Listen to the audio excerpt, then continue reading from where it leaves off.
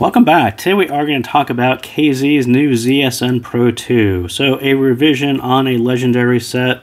I don't know if there is a set that has sold as many units as ZSN Pro. They call it 3 million units, and I know it's way up there. It was, literally the most popular set for many years, and partly due to the very fun V-shaped tuning that it did, and partly because it was always affordable. No matter where you are in the world, it was an affordable set. So ZSN Pro, kind of a very similar faceplate to older KZ style sets.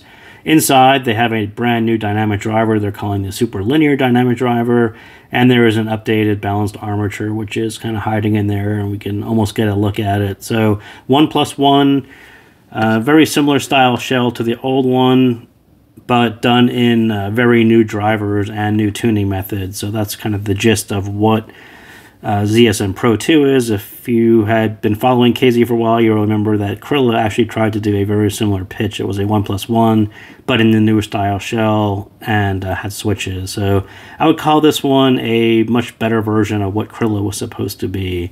So yes, it is a proper KZ 1+1, mainly because of the throwback tuning. It's a really throwback fun tuning, very much in line with what ZSN Pro was, but done on the new drivers, or a refined version of the ZSN Pro tuning, and we'll look at it right now. So ZSN Pro in the blue is a little bit more mid-bassy and a little bit more peaky, so a little bit even more of a V-shape than what Pro 2 is. Pro 2 cut the mid-bass, so super linear dynamic driver. This is tighter, still a really nice bass shelf, and it kind of peaks out there at about 10 dB. So a really nice style, not thin, not leaned out at all, but it has mid-bass exactly where it needs to be, and it's thumpy and impactful where it really needs to be. Then they really smooth out the peaks here. So this is KZ's new electronic tuning style that tends to hug the Harman curve, and you can see it's almost dead on to the Harman curve, whereas ZSN Pro was peaky, shouty, and then peaky, and then a lot of upper treble energy as well. So both of them have this fun, lot of bass, lot of treble style, fun tuning. ZSN Pro just basically smooths everything out and makes it more listenable, but still the same amount of fun and the same amount of thump that you're going to get. And this little 10K thing is something my coupler tends to do. This is probably supposed to be down here. This whole thing should actually arc over, but there is some 8K energy, and there is a lot of upper treble energy, which we will talk to in a minute or so. So I used to call these sets like these guilty pleasure sets, sets that you really shouldn't like, but you end up liking very much, and that's exactly what ZSN Pro 2 is. On the surface, I was like, it's okay. They'll kind of just do a different version of what they did. But then when you listen to it with the new dynamic driver, it makes all the difference, and it's a very fascinating set for the hobbyist, and we'll talk to that in a minute. But for me, it's almost a perfect $15 V-shape. I love the opening to Rush's Tom Sawyer on it. The drums are done very well on this dynamic driver. There's not a whole lot of bloat to it. It's got a pretty heavy bass shelf, but not really. You're not going to expect how clear it is, and done at the price point that they did. It's actually done very well. So vocal clarity, same thing. I wasn't really expecting it, but you put a balanced armature in the nozzle, and it tends to sound a little bit clearer, but it sounds clear over a very nice bass shelf, and I think that's how they pulled off some magic. The balance is actually done quite well. Guitars ripping off my head like they would have done on ZSN Pro. Nope, they're actually kind of brought down into reasonable levels this time. So, and the stage is definitely wild for $15. Again, this upper treble airiness of ZSN Pro 2 is something very different for $15, and there aren't that many sets, if any at all, that do stage like it does this, because there's so much energy there. Definitely more 3D than your typical KZ sets. So who should buy it if you're really into natural sounding hybrids? Timbre is your thing. Nope, you probably don't buy KZ sets anyway. That's not really your target. This one is very much set for the hobbyist. If this is going to be your first hybrid, $15 for a 1+1, very affordable, and you will get a very nice taste of what it sounds like to have a dynamic driver doing the lower bit and a balanced armature doing the whole upper bit, and what BA timbre sounds like and what BA technicality sound like. You get all these things for $15. It's actually a unique set in that respect. If this is going to be your first super linear internally welded dynamic driver, again, yes, I think KZ has done a couple drivers that are really interesting to people, and I think Caster was actually one of them as well. But this is a different style driver, and they're calling it super linear, and it does sound different than their past dynamic drivers.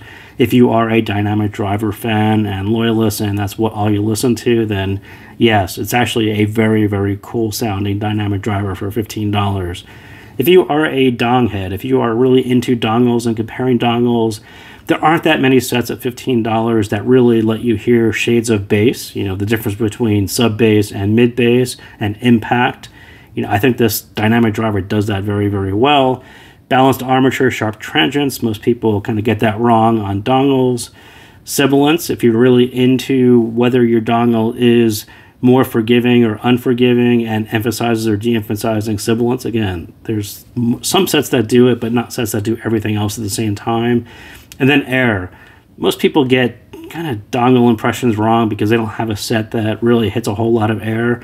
And this hits a lot of air. And if you want to know whether your dongle is rolling off the very upper treble or not, and the stage sound is going to be affected by that, very nice set for that. So yeah, it's kind of a weird, like these aren't things that you typically see people talking about in dongle reviews.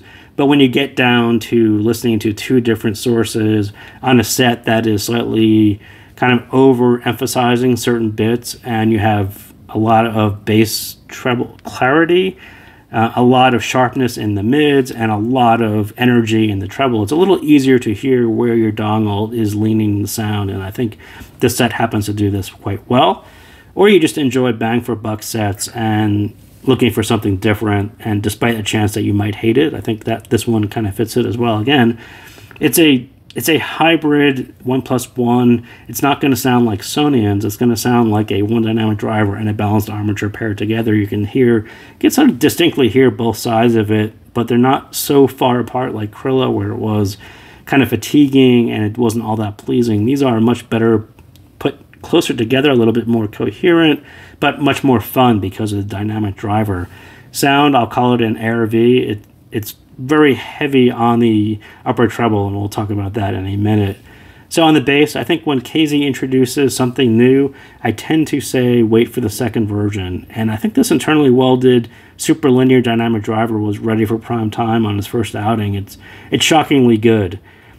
10 dB bass shelf with a surprising amount of control and lack of bloat. It is really a lot of fun. And the BA in the nozzle probably cleans up some bits too, but it really does sound very, very defined and very expensive for a $15 dynamic driver. So the Prodigy Minefields, the Bauer remix, exactly what it should sound like. Big, impactful boom to it, plus sharp electronics from the balanced armature. This is exactly what EDM style V-shaped set should sound like. An amazing amount of energy and fun and kind of get you motivated. That's what this set does. That's exactly what ZSN Pro did. They didn't lose any of that. This driver really does thump and groove on Harry Styles' Golden. Again, if you really want to hear differences in bass, you need a driver that's actually very kind of tight and doesn't have a whole lot of blow to it. And at $15, aren't that many drivers that do it well. This is actually one of them. So to actually hear the impact on top of the groove in Golden is actually something that a lot of dynamic drivers can't do all that well. This one happens to do it very well. So on the mids, and this is sort of the hard part, this is where it sort of skews a little bit less natural, but in a BA way. So it sounds very detailed, really good resolution, but it's really an introduction, especially you hobbyist guys who are buying your first balanced armature. This is sort of where you start to hear what people talk about in the BA technicalities and how defined notes are and sharp they are, and the dynamic range that you can get from a balanced armature, some of the decays, some of the reverberations, all these things you could find in a $15 set, which is actually rare. And that's why I kind of keep on harping on the hobbyists, those guys who want to continue down the rabbit hole but don't really understand what people are talking about with more expensive sets and don't want to drop $100 on a hybrid. You sort of get to hear all of these things in a slightly less natural way, but they are there on ZSN Pro too. So lots of those bits are there, just not as organic as what I would say. It needs a little bit of warmth, and I think the dynamic driver and the balanced armature are kind of in their sweet spot on this one.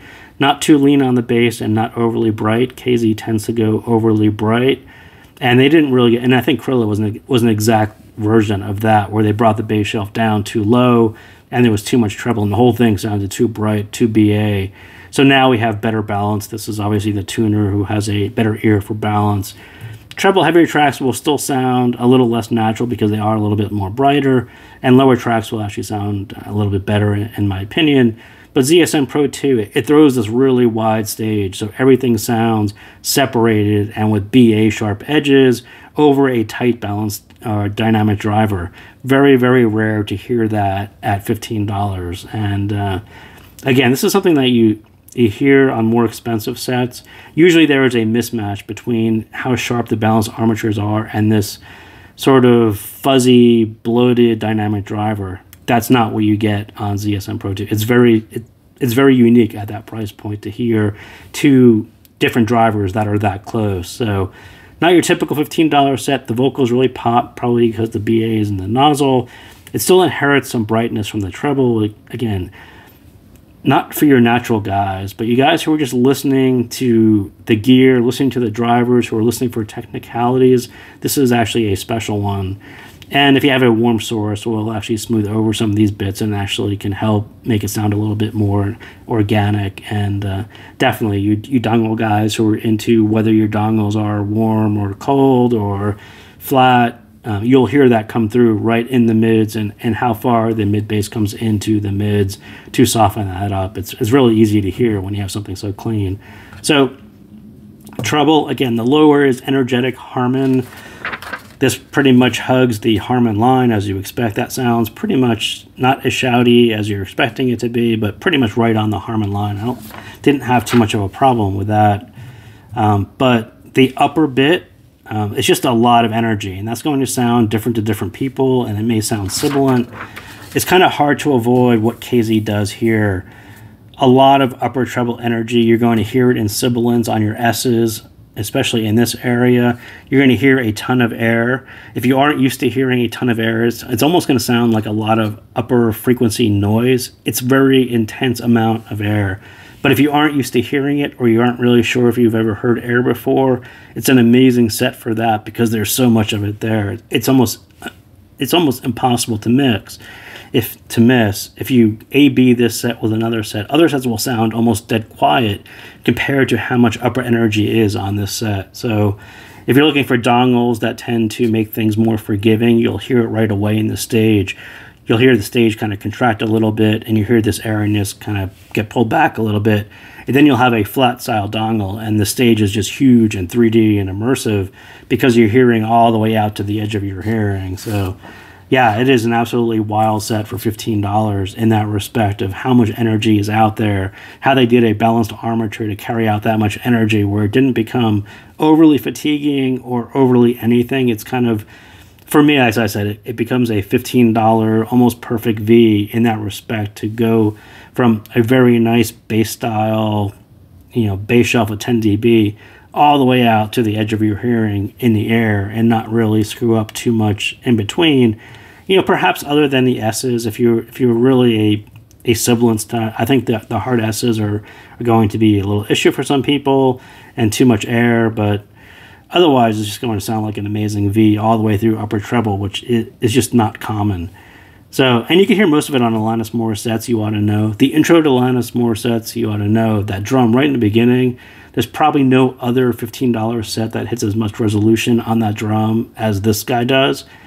Lots of sets, especially dynamic drivers, will kind of smooth it over. It's always, you can always hear it, but when you hear it with an insane amount of resolution and sort of sharpness to it, you don't get that at $15, and that's sort of what you're trying to buy at hybrids, right? You want to listen to a set that goes beyond what a one dynamic driver can do.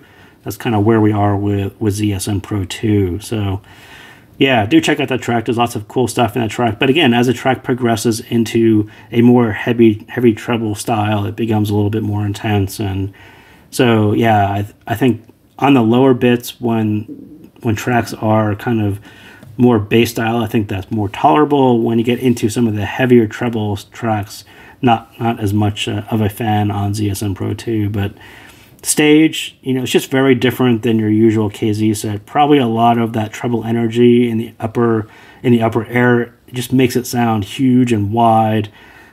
Just not very common. Even for KZ, it's not all that common. And there's enough mid bass to really make it sound bigger and immersive and have depth to it. And again, things that KZ hasn't really done all that well recently, they sort of came back, and this one was done quite well. So that is what I got on ZSN Pro 2. So thank you again for tuning in, and I will see you next time.